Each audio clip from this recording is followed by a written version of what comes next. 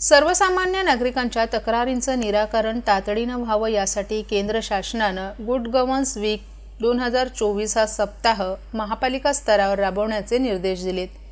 त्यानुसार महापालिका कार्यक्षेत्रात 19 ते 24 डिसेंबर या कालावधीत हे अभियान राबवण्यात येणार असल्याची माहिती आयुक्त सौरभ राव यांनी दिली आहे। याबाबत आयुक्तांच्या दालनात बैठकीचं आयोजन करण्यात आलं होतं।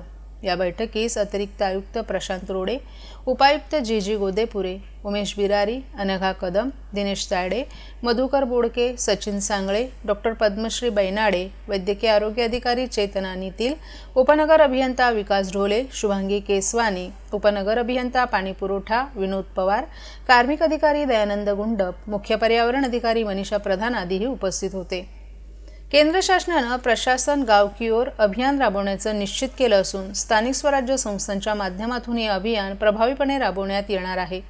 ठाणे महापालिकेने देखील याची पूर्वतयारी केली असून 19 ते 24 डिसेंबर या कालावधीत विविध विषयांवर कार्यक्रमांचं आयोजन करण्यात आले। तरी ठाणेकर नागरिकांनी सार्वजनिक कामांबाबत असलेल्या तक्रारी, समस्या अथवा सूचना महापालिकेकडे सादर करायच्या आहेत।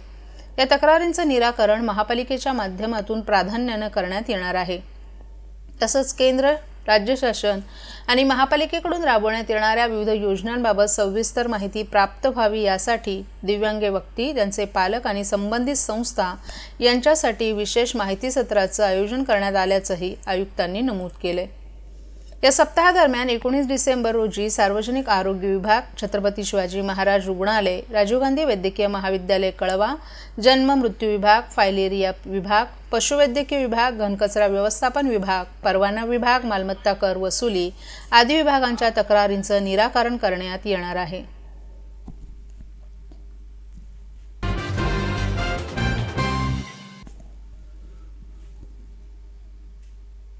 हिवाळी अधिवेशनाच्या दुसऱ्या दिवशी आमदार संजय केळकर यांनी ठाण्यातील पाणी टंचाईचा मुद्दा उपस्थित करत तातडीनं अतिरिक्त 25 MLD पाणी देण्याची मागणी केली। ठाण्यात विशेषतः घोडबंदर परिसरात वाढत्या लोकसंख्येमुळे पाण्याची गरज आणि पुरवठा यात मोठी तफावत असून पाण्याची टंचाई मोठ्या प्रमाणात भेडसावत असल्याचं आमदार संजय केळकर यांनी सांगितलं। लाखो रुपयांची कर्ज घेऊन या भागात घरे घेतलेल्या नागरिकांना मालमत्ता, पाणीपट्टी असे कर भरूनही पिण्याच्या पाण्यासाठी महिन्याकाठी लाखो रुपये खर्च करावे लागत असल्याची खंतही केळकर यांनी सभागृहात व्यक्त केली। एकीकडे पाणी टंचाईनं रहिवासी होरपळत असताना आणि टँकर लॉबी गब्बर होत असताना दुसरीकडे बहुमजली इमारतींची संकुलं मोठ्या प्रमाणात घोडबंदर भागात उभी राहत आहेत। या संकुलांमध्ये हजारो कुटुंब वास्तव्यास येणार आहेत। आधीच अपुरा पाणी पुरवठा होत असताना नव्या वसाहतीतील नागरिकांना पाणी कुठून देणार असा प्रश्नही केळकर यांनी उपस्थित केलाय। ठाणे शहराला अतिरिक्त पाणी पुरवठा व्हावा यासाठी ठाणे महापालिका आणि मुंबई महापालिकेला आपण पत्र दिलं असून पाठपुरावाही करत आहोत। शहराला 50 MLD जादा पाणी देण्यास मंजुरी मिळाली आहे, परंतु त्यापैकी 25 MLD पाणी तातडीनं दिल्यास घोडबंदर परिसर टँकर मुक्त होईल अशी मागणी आमदार संजय केळकर यांनी केली आहे।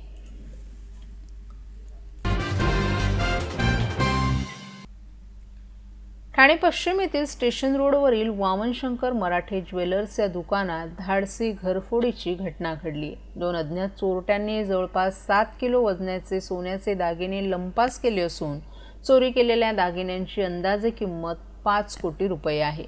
या संदर्भात नौपाडा पोलीस ठाण्यात FIR नोंदवण्याची प्रक्रिया सुरू आहे। चोरीस गेलेल्या दागिन्यांचं अचूक वजन आणि किंमत अद्याप मोजणीच्या प्रक्रियेत असल्यानं अधिकृत तपशील येणं बाकी आहे।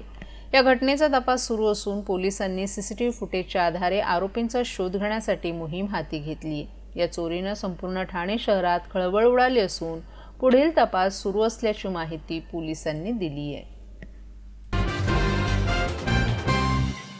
महाराष्ट्रातील भगिनींना आधार देणारी राज्य शासनाची मुख्यमंत्री माझी लाडकी बहीण योजना। या योजनेअंतर्गत अल्प उत्पन्न गटातील 21 ते 65 वयोगटाच्या भगिनींना मिळणार दरमहा 1500 रुपयाची मदत। अर्ज करण्यासाठी 31 ऑगस्ट 2024 पर्यंत मुदतवाढ। कुटुंबाचं वार्षिक उत्पन्न 2.5 लाख रुपयांपेक्षा कमी असलेल्या महिला पात्र। कुटुंबाकडे पिवळं किंवा केशरी रेशन कार्ड असल्यास उत्पन्नाचा दाखला आवश्यक नाही। पांढरं रेशन कार्ड असेल किंवा रेशन कार्ड नसेल तर कुटुंबाचं वार्षिक उत्पन्न 2.5 लाखांपेक्षा कमी असल्याचा दाखला आवश्यक। योजनेसाठीचा ऑनलाईन अर्ज नारी शक्ती दूत ॲपवरून किंवा पोर्टलवर भरता येईल। ज्या भगिनींना ऑनलाईन अर्ज भरता येत नसेल त्यांच्यासाठी अंगणवाडी, ग्रामपंचायत, वॉर्ड ऑफिस, सेतू सुविधा केंद्रामध्ये किंवा आशाताई बचत गटाच्या CRP यांची मदत उपलब्ध. आता आपल्याला अभिमानानं म्हणता येईल, सुखी आणि सुरक्षित आहे माझी लाडकी बहीण.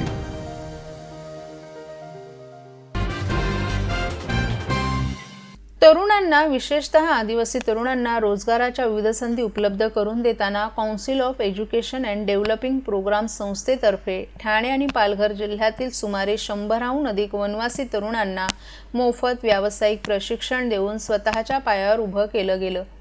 CDEPचे मुख्य कार्यकारी अधिकारी वसीम शेख यांनी संस्थेतर्फे विद्यार्थ्यांना विविध व्यावसायिक अभ्यासक्रमांच्या माध्यमातून प्रशिक्षित करताना सामाजिक जबाबदारीच्या जाणीवेतून अल्पउत्पन्न असणाऱ्या आदिवासी तरुणांना मुख्य सामाजिक प्रवाहात आणण्यासाठी उपक्रम राबवण्यात आल्याचं सांगितलं. त्यानुसार अशासकीय समाजसेवी संस्थांनी निर्देशित केलेल्या आदिवासी विद्यार्थ्यांना युनिव्हर्सिटी ग्रँट कमिशनची मान्यता असलेल्या विविध महाविद्यालयातील व्यावसायिक अभ्यासक्रमांचं प्रशिक्षण देण्यात आलं. या विद्यार्थ्यांनी अभ्यासक्रम यशस्वीरित्या पूर्ण केले. या तरुणांना त्यामुळे विविध आस्थापनांमध्ये नोकऱ्या मिळाल्या असून काही जणांनी आपापल्या विभागात स्वतःचे उद्योग सुरू केलेत. CEDPद्वारे तरुणांना ऑटोमोबाईल, हेल्थकेअर, हॉटेल आणि विविध क्षेत्रातील औद्योगिक जगताला लागणारं कुशल मनुष्यबळ UGC मान्यताप्राप्त विद्यापीठाच्या अभ्यास वर्गकिताद्वारे तयार केले जातात. CEDPची स्थापना 2010 साली झाली. 12वी नंतर उपलब्ध असणाऱ्या शैक्षणिक संधी आणि त्यात असणाऱ्या रोजगाराच्या बाबत समुपदेशन करून विद्यार्थ्यांना त्यांच्या आवडीच्या क्षेत्रात रोजगार आणि स्वतंत्र उद्योग उभारण्याबाबत मार्गदर्शन केलं जातं.